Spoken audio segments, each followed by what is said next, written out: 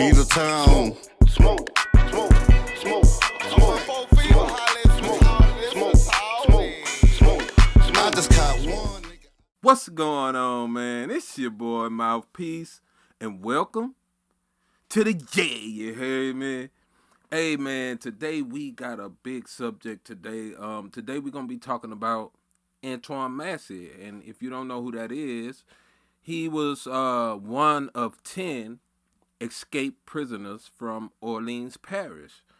As of date, 8 of them have been captured. Another guy by the name of Derrick Groves is still on the run, and he might be the most dangerous of all the criminals as far as the charges that he was facing. But today we're going to be talking about Antoine Massey because Antoine Massey came out and did an Instagram post about how he was innocent and he want people to look into his case. And guys, he might have a case. So I'm pretty sure a lot of people have seen his video already. I am going to play a little bit of it because there's a few things that I do want to speak on in the video. But first of all, I really want to talk about domestic violence, man. Domestic violence is real. And any of you guys that are in any type of domestic situations, my biggest suggestion is to try to get out of it as soon as possible. Usually with domestic violence, it's not a one-off occurrence. It usually keeps happening and keeps happening. And it gets more frequent. And it usually gets progressively worse. So no matter what that person is telling you, if they are not willing to go and seek some help for that problem, which it is a problem, then you need to be trying to move on and go somewhere else because it ain't going to do nothing but get worse. And I'm just keeping it real. That's not an indictment on Antoine Massey. These are the type of charges that he is facing. And we can't say if he's guilty or innocent. But domestic violence is real. You got to nip it in the bud the first time it happened. Because if it happens that first time and you don't nip it in the bud, it will most likely happen again. All right, anyway, man, we're going to go ahead and get to the Antoine Massey plea for help. And we're going to come back and talk about it. So let's go. I'm one of the ones that was let out the GC. What I want to talk about today is as far as why I was in Orleans Parish jail. I was in custody for almost 8 months.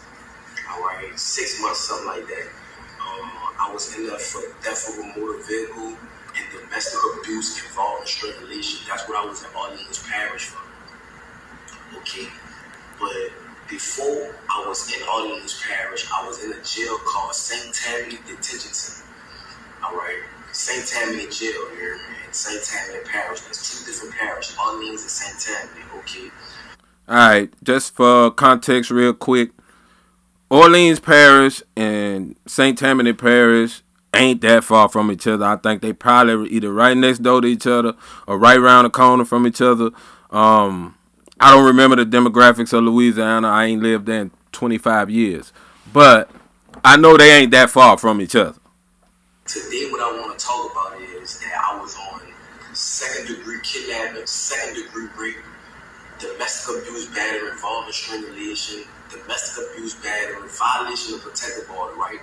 On this woman right here, her name is Diamond White. That's her name. This is a district attorney drop form right here. And she's not a child. She's an adult, a full adult. I was dating this woman.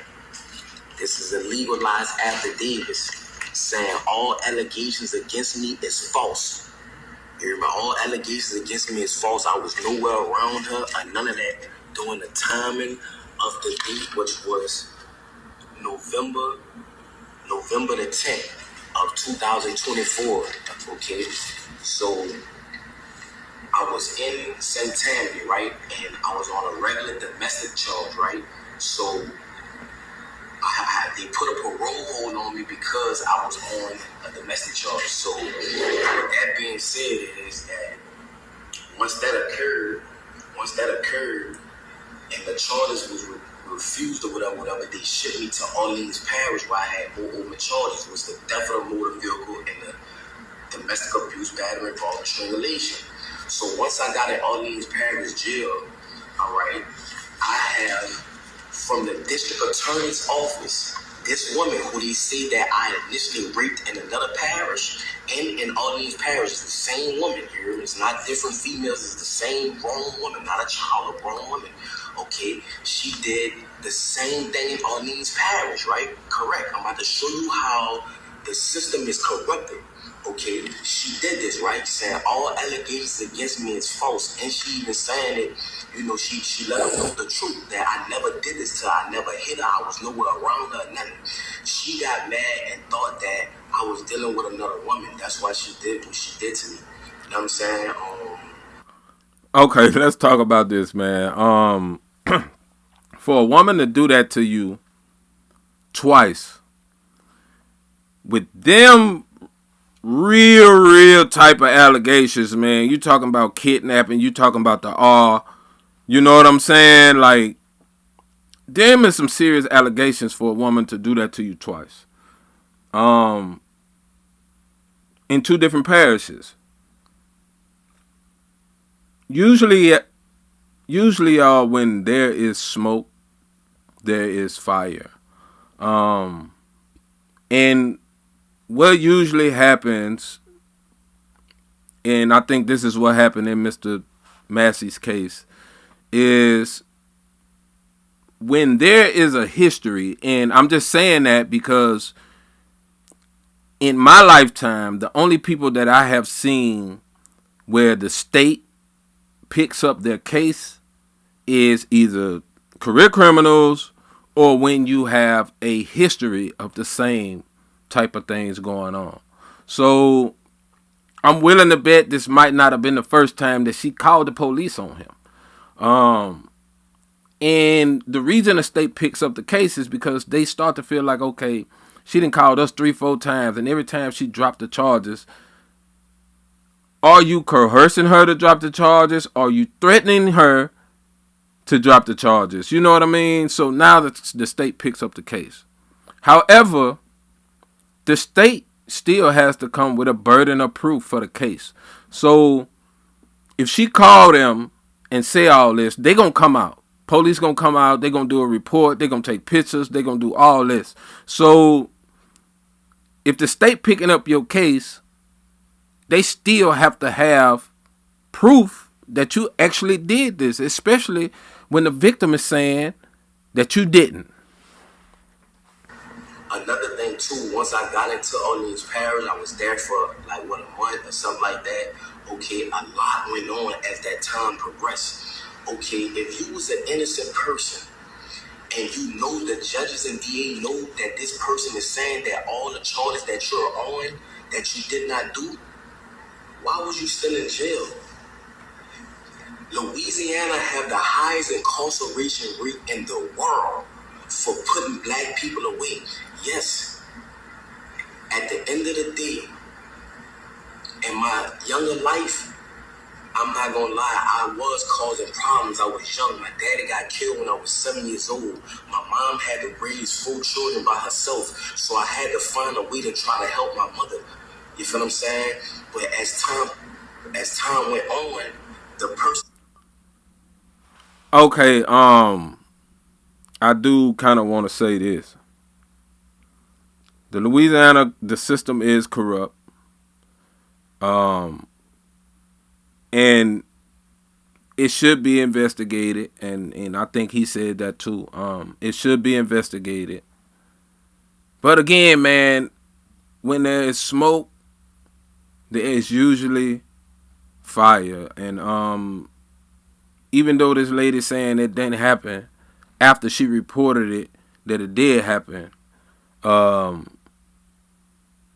they chose to pursue it, and they've been doing this for years. Also, what I want to say is he was on parole. He said that at the beginning. He was on parole. So when you on parole, just about anything you get locked up for, they gonna automatically violate your parole. And then you got to go in front of the parole people to see if that violation gonna stick. But usually, if you, especially some domestic, any felony or anything, they automatically gonna violate your parole. The theft charge would have violated his parole, even without the other charges. So I once was. I'm not that person today. That is not who I am. I have a 3-year-old son. I have an 18-year-old daughter that graduated yesterday, supposed to be. At the end of the day, that people don't understand that they see that I'm armed and dangerous. I have a heart. People that know me know that at the end of the day, I am a good person.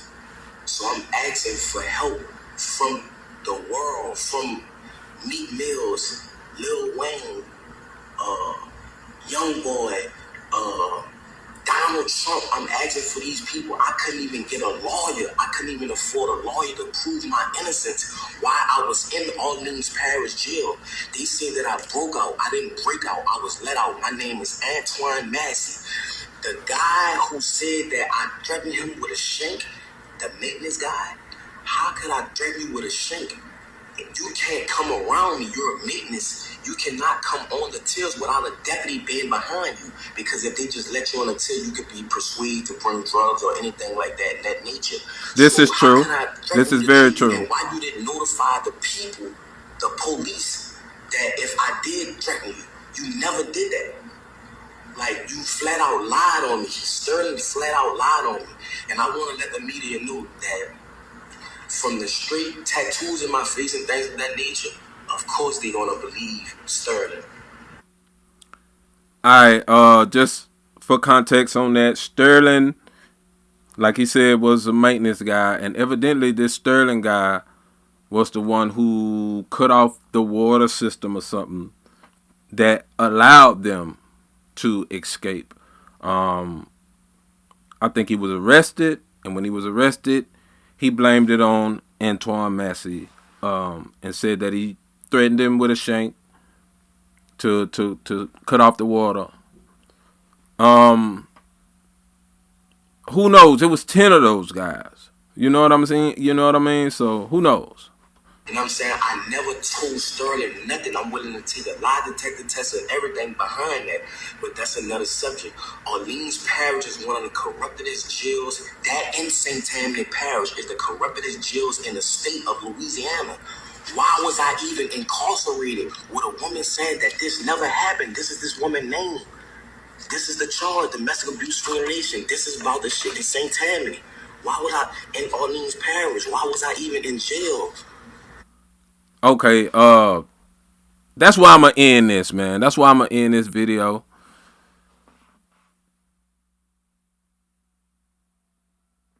I think that he was still in jail because of a parole violation. It's probably why he was still sitting there. Even though if the state was gonna pursue the charges, he would probably still be sitting there.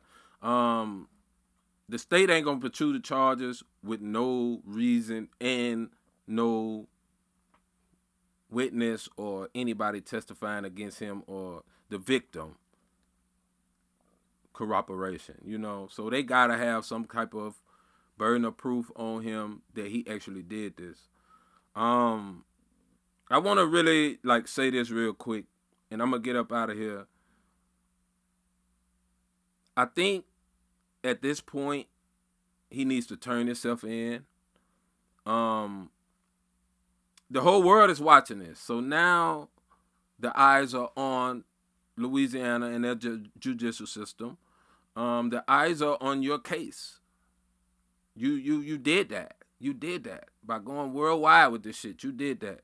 And I think the eyes should be on Louisiana judicial system because it's fucked up. And, to some extent, I believe that people should be looking at everybody's cases in Louisiana. It's fucked up. But I think at this point he needs to turn himself in now. That's his best bet. Because, you can't run without money. And that same house that he was at, they done raided it already. Somebody already talking on him. Probably a family member recognized that house and sent the people there. They done raided that house already, y'all. So it's only a matter of time before he get caught. He probably not gonna go far from New Orleans. You know what I mean? And your face is tattooed everywhere. You can't go nowhere, bro. You got tattoos all over your face. You can't even come out the house. So he probably gonna get stuck right there in New Orleans. He probably gonna be found right there in New Orleans. Hopefully they don't do him anything when they catch him.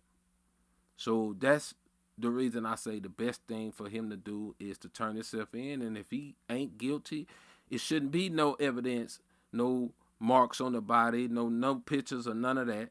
And he should be able to beat that charge. And then he still got to fight the parole board. But I think he needs to turn himself in, man. Anyway, I got to cut it short, man. That's the show for today. It's your boy, Mouthpiece. Like and subscribe to the channel if you like the content. And comment in the section below what y'all think he should do, man. What do y'all think that he should do now that this is out to the world? He has pleaded for that help, and the world has heard it. What do y'all think he should do? Get in the comment sections. It's your boy, Mouthpiece. I'm out of here, man.